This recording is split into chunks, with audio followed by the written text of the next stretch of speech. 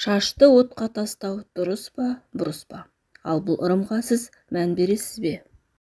Дәстүрге салсақ та, шариғатқа бағынсақ та, түбінде бір дүние жатыр.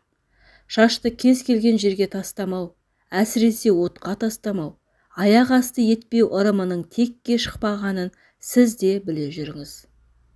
Әйел өзінің қиған немесе түскен шаштарын отқа тастауы дұрыс емес.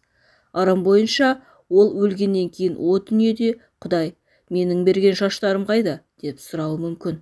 Сондықтан әйелдер мұндай шашты адам баспайтын жерге көміп тастайды.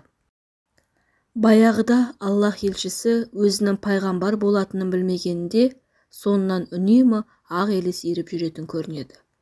Ол одан қорқып, бұл қандай құбылыс екенін түсінбепті. Содан өзін мазалаған жайт жайында әйеліне айтқанда, ол тағы келсе, мені шақыра ғой. Сол кезде шашымды жайып жіберейін. Егер қашып кетсе, періште, қашпаса, шайтан болғаны депті. Содан ертесіне дәл солай жасағанында әлгі ақ елес қашып кеткен екен. Осыдан соң шашты көрсетпей, орамал тағып жүру керек дегенді дінтанушылар жиі айтады.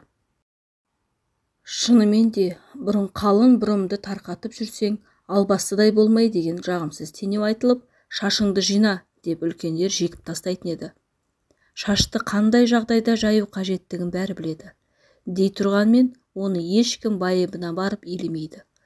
Мұның барлығын заман ағымына аудара салатыны қынжылтады.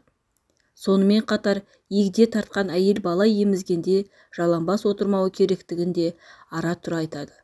Қазақ ырымында шайтан әйелдің шаштағы кірін бала қоректенетін сүтке араластырып жібередіміз.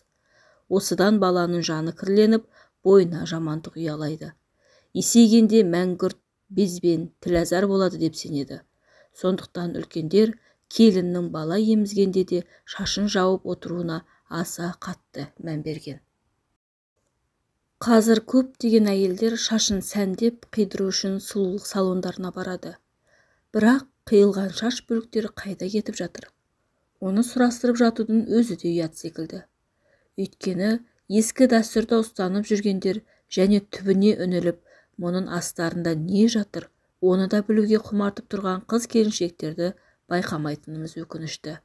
Шындығында қиылған шаш тұрмақ, шашын жай ғана тарамай, астына орамалын төсеп тарайтын, сонда түскен шаштың бір қылында тастамай жинап, оны адам аяғы баспайтын жерге көметін әжелеріміздің ұстанымы бүгінде қайда кеткен. Балаңның шашын ала-құла етпей дұрыстап ал. Баланың шашын ала-құла алуға тыйым салынған. Мұсылмандық салт бойынша нәресте туылғаннан біраз уақыт өткен соң шашын алып, сол шаштың салмағындай күміс мөлшерінде садақа беру керек. Бұл амалдың екі түрлі пайдасы бар.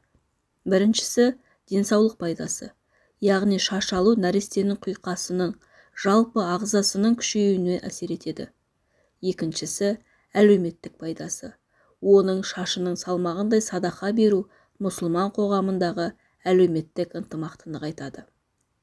Шаш алу мәселесінде шаштың бір бөлігін алып, бір бөлігін қалдыру, кекіл, тұлым қою сияқты мәселелер туындайды. Пайғамбарымыз оған Алланың салауаты мен сәлемі болсын, шашты ала-құла алуға қатаң тыйым салған.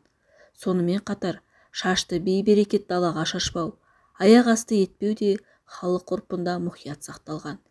Әйел кісілерінде де тарақтан түскен шаштарын жинап, жерге көміп отырған немесе өртеген. Сондықтан шаш алудың да, оны тастай салмаудың да астарында үлкен тәрбиелік мән жатыр. Ақпарат құнды болса, керекті мәліметтерді алсаңыздар, қоңыраушаны басып, Ақылдың Кені каналына тіркеліп, бөлісіп қойсаңыздар керемет болар еді.